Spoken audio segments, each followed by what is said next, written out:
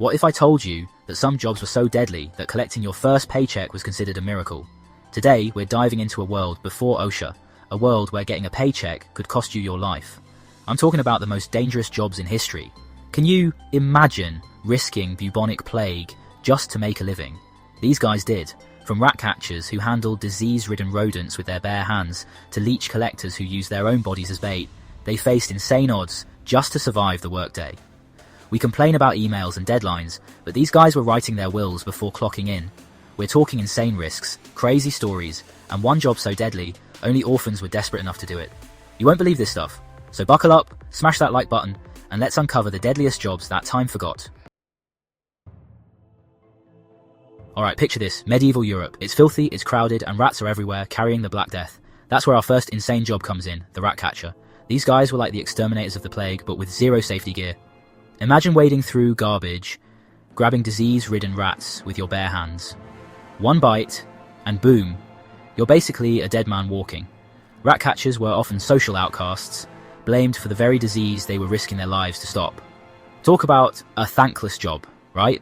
So next time you see a rat and freak out, just be thankful you weren't born in the Middle Ages. Okay, so we've talked about plague rats, but get ready for this, leech collectors. These guys collected leeches, those slimy blood-sucking worms, for a living. Back in the day, leeches were used for medical treatments, believe it or not. Doctors thought they could cure everything from headaches to the plague by bleeding their patients. Leech collectors would wade into swamps and rivers, letting the leeches latch onto their legs and suck their blood. Constant blood loss made them weak, and infections were a constant threat.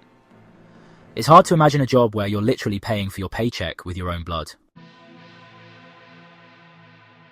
Alright, this chapter is a tough one. We're talking about chimney sweeps, and sadly, it often involved children.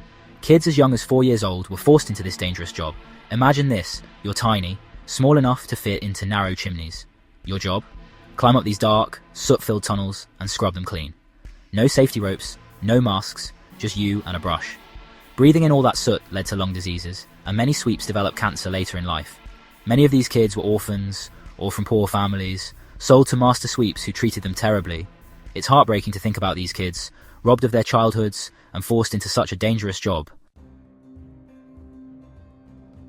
Okay, we've all used matches, right? They're such a simple tool, yet so essential in our daily lives. From lighting birthday candles to starting a campfire, matches have been a part of human culture for centuries. But did you know that making them used to be a death sentence? Yes, you heard that. Right.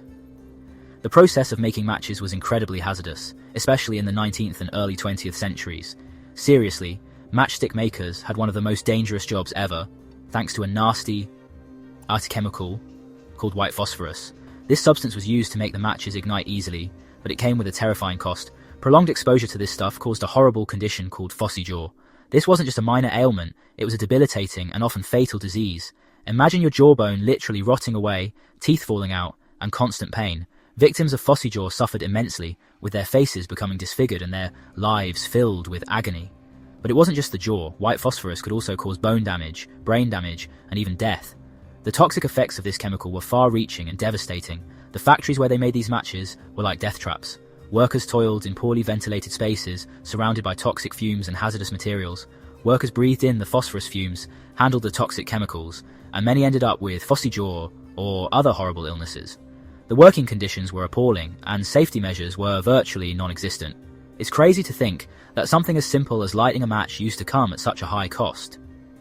The convenience we take for granted today was built on the suffering of countless workers. So next time you strike one up, remember the matchstick makers who risked their lives and their health to bring us light. Their sacrifices paved the way for safer alternatives and better working conditions in the industry.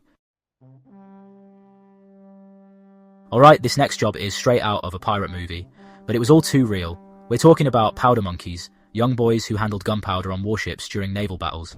Imagine this, you're on a ship, cannons are blazing, and the enemy is firing back. Your job? Run below deck, grab bags of gunpowder, and bring them to the cannons. Oh, and did I mention the ship is probably on fire and there's a good chance you'll be blown to bits? These kids were incredibly brave, running through chaos and explosions to keep the cannons loaded. Gunpowder itself was incredibly dangerous, especially in the damp conditions below deck. One accidental spill, a stray ember, and boom, the whole ship could go up in flames. They were true heroes, even if history has largely forgotten their sacrifices. Alright, let's talk about the plague again, but this time, we're meeting the guys in the creepy bird masks, the plague doctors. Now, these guys weren't exactly doctors as we know them today. They were more like, well, imagine a medieval version of a hazmat team. Their job was to treat plague victims, which meant walking into homes and villages ravaged by the Black Death. And they did it all while wearing those iconic beak-like masks filled with herbs and spices. They thought it would sort out the bad air that caused the plague. But here's the thing, it didn't work. I guess the masks couldn't stop the plague, and many doctors ended up getting infected and dying themselves. Despite the risks and the fear, plague doctors continued to treat the sick, often risking their own lives to try and save others. Okay, this one's a little less dramatic than plagues and explosions, but trust me, it's still rough. We're talking about tanners, the folks who turned animal hides into leather. Back in the day, tanning was a smelly, messy, and downright dangerous job. Imagine spending your days knee-deep in vats of animal skins, surrounded by rotting flesh and toxic chemicals. Tanners used all sorts of nasty stuff to process the hides, like urine, animal brains, and even dog poop. These substances were full of bacteria and parasites, and infections were a constant threat. The chemicals they used, like lime and alum, were incredibly harsh on their skin. Many tanners developed sores, rashes, and even lost their sense of smell due to the constant exposure. It's crazy to think that something as common as leather came at such a high cost to the people who made it.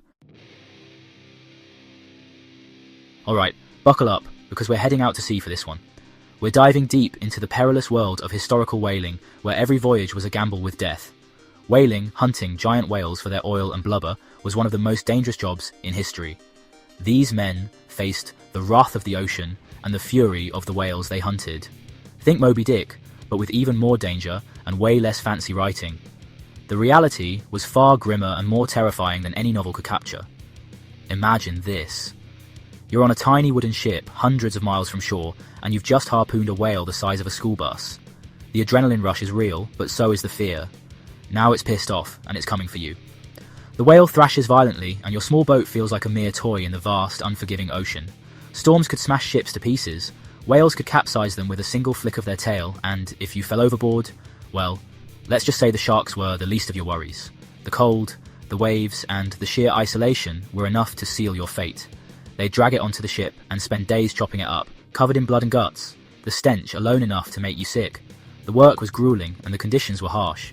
It was a brutal, unforgiving job, and many whalers never made it home. The sea claimed countless lives, and those who survived were forever changed by the experience. The legacy of these whalers is a testament to human endurance and the relentless pursuit of survival. Alright, this one's for all you claustrophobes out there. Mining, digging deep underground for coal, gold, and other minerals, has always been one of the most dangerous jobs on Earth. Imagine spending your days in the dark, surrounded by tons of rock, hoping it doesn't all come crashing down on you. Cave-ins were a constant threat, and if the rocks didn't get you, the explosions might. Miners used dynamite to blast through rock, and one wrong move could mean instant death. Deadly gases, like methane and carbon monoxide, could build up in the mines, silently choking the life out of unsuspecting miners.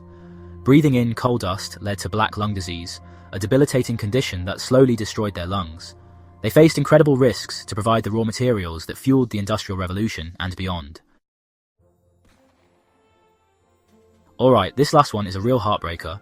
We're talking about the orphan train riders, children, mostly orphans and homeless kids, who were sent out west on trains to find new homes. This was a social experiment that took place between 1854 and 1929, aiming to address the overwhelming number of destitute children in eastern cities. Imagine this. You're a kid, maybe 6, maybe 10 years old, and you've just been put on a train with a bunch of strangers. You don't know where you're going, and you don't know if you'll ever see your family again. The journey itself could be long and arduous, filled with uncertainty and fear. You're told you're going to a better life, but you have no idea where you're going or who you'll end up with. The promise of a new beginning was often overshadowed by the anxiety of the unknown. Some were sent to work on farms, treated like indentured servants, working long hours in dangerous conditions. These children were expected to contribute to their new families, often at the expense of their own childhoods. Others ended up with families who abused them, both physically and emotionally. The lack of oversight meant that many of these children suffered in silence, far away from any help. The lucky ones found loving homes, but for many, the orphan trains were a one-way ticket to a life of hardship and exploitation. These fortunate few were the exception rather than the rule. It's a dark chapter in American history, a reminder that even with good intentions, things can go terribly wrong. The orphan train movement serves as a poignant lesson on the complexities of social reform and the unintended consequences that can arise. Yo, can you believe those jobs? I mean, talk about bad days at work. These guys were risking their necks just to put food on the table. It makes complaining about my Wi-Fi cutting out seem kind of ridiculous, you know? Seriously though, it makes you appreciate how far we've come. Workplace, safety, labour laws, we take those for granted sometimes. But back then, it was a whole different world. So next time you think you've got it rough, remember the rat catchers, the powder monkeys, the plague doctors, they were the real deal. Make sure you hit that subscribe button and ring the bell for more insane stories from history. And as always, thanks for watching. Peace.